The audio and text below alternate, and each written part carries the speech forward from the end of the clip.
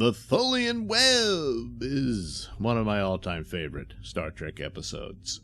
Season 3 is often derided as the weakest of the 3 seasons, and there's a reason for it. I think primarily one of the big weaknesses is actually, repetitive plots and whatnot, beyond just concept. Everybody refers to Spock's brain like that's too much of a sci-fi 50s sci-fi plot or something.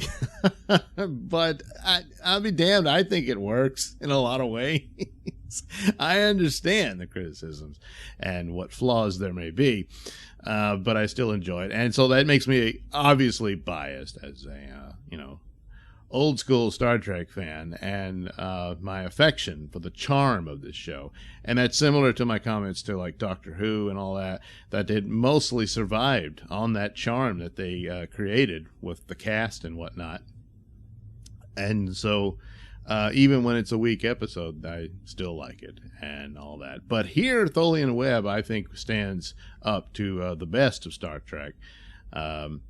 And it has, of course, interesting concepts and whatnot that played out in a later series.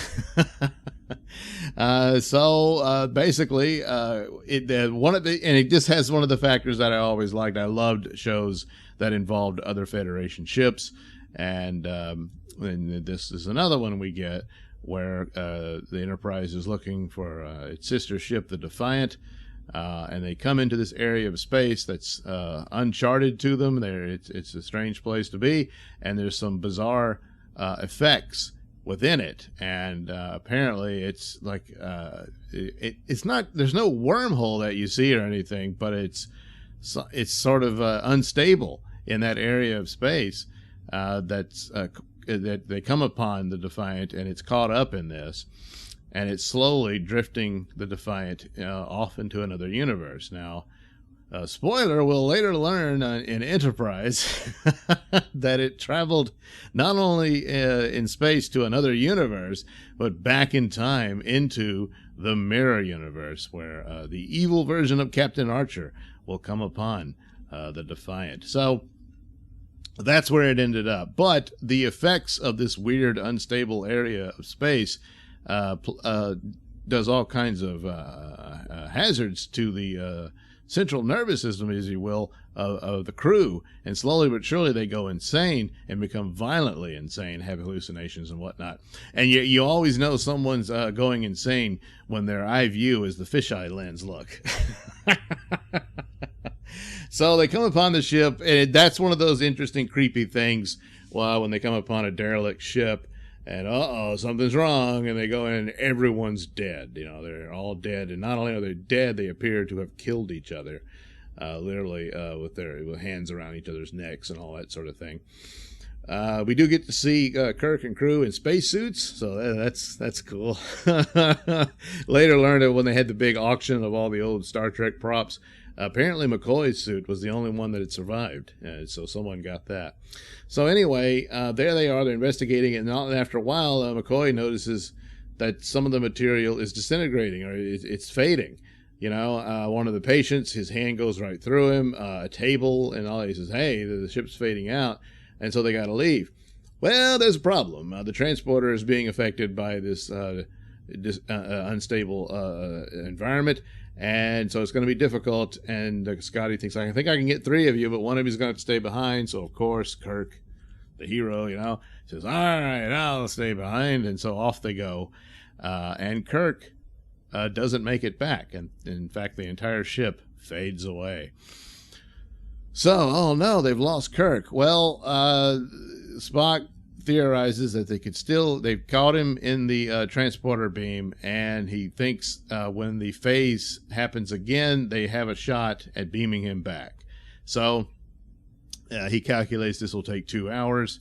So they gotta wait when they really need to leave as fast as they can, because this unstable space is corrupting the ship, and they're going to end up just like the Defiant if they don't leave. So, okay, but they're going to make this chance to save Kirk. Here comes the Tholians. The Tholian shows up and says, hey, now this is our territory, so get the hell out.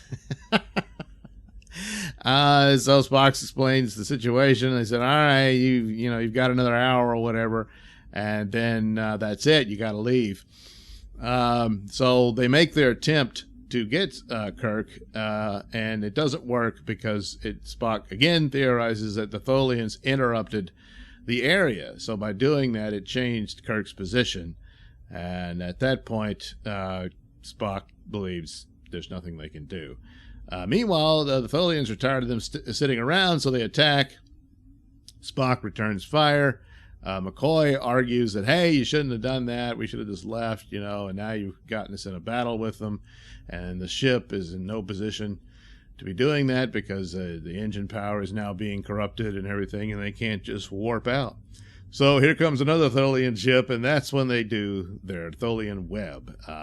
They're just going to trap them in there. And I don't know if there was ever any follow-ups in novels or whatnot as to what the ultimate outcome of the web is, or if they were going to transport them like that to be judged or whatever, or it was going to ultimately kill them. I don't know.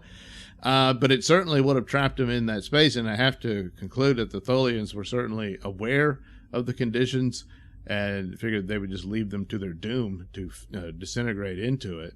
Not knowing that means they would travel to the mirror universe.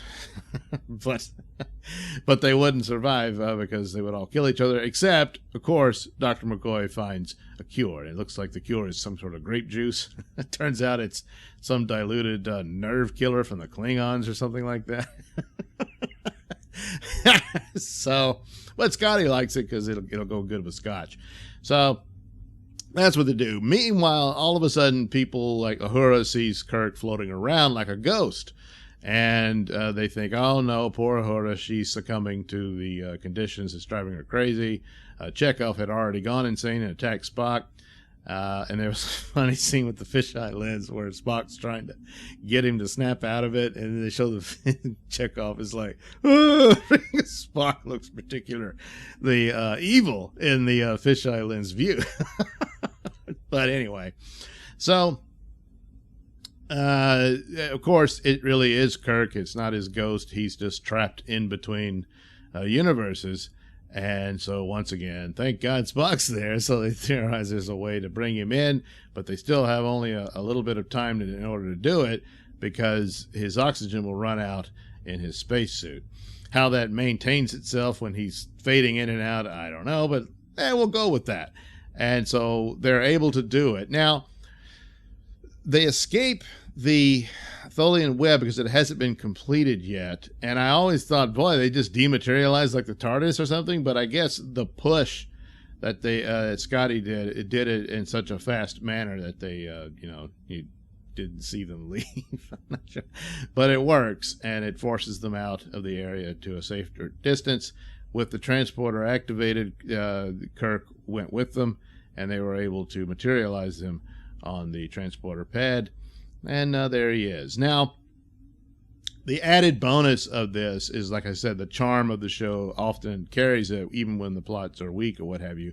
This was a pretty good one. It was interesting concepts of the converging universes and, doorways to other ones in this weird space, whatnot, and the possibility that it would have all these effects on you, driving you crazy, so it wouldn't be all that fun to find a doorway to another universe because you might not survive the trip. But the relationship between the big three of Star Trek, and even though Kirk is not there and presumed dead, his presence is still there, and between the two men, it's performed well that happens.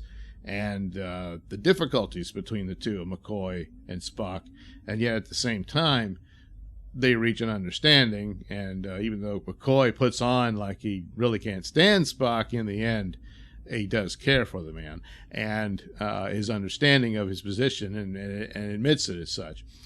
Now, they had this recording that Kirk left for them in the event of his death, and so they play that. And, of course, it's a powerful scene after it does it. And, of course, Kirk knows them both very well and is explaining to them, you got to come together, and it's not going to work, all that sort of thing. And so that is one of the more powerful elements of it. But it's kind of spoiled at the end because the shows have to end on a joke. And so both Spock and McCoy lie to Kirk and say, oh, we just didn't have time to get to the recording. I mean, they had hours. And as Kirk said, oh, okay. And this was supposed to be a little tee-hee. I mean, I don't know that what would compel Spock to lie for that, but I mean, it's not that bad, but I mean, it just kind of, I don't know. But they have to have a little silliness at the end. So that's their encounter with the Tholians, where Kirk was a space ghost. Space ghost! And survived, amazingly enough. Yeah, because the transporter is the power of God. We'll just ignore that too, because you kind of have to. Anyway, Tholian Web is, in my opinion, one of the all-time best classic Star Trek episodes. Thanks for watching and listening. Say, while you're still here, why not like and subscribe and share with your many friends? Yes. Also, check out my mini stores in the link description below. Yes, where you can get t-shirts, hats, mugs, all those goodies with my artwork on them. Oh, yeah. And head over to indieplanet.com and pick up a copy of my comic book, Night Night. Oh, yeah. You can also catch me at my podcast, Mr Nailsin Show, on RadioMisfits.com. And you can also watch my videos on BitChute.com and now on Rumble.com. Oh, my goodness. So many places to watch me and my stuff. Oh, yeah.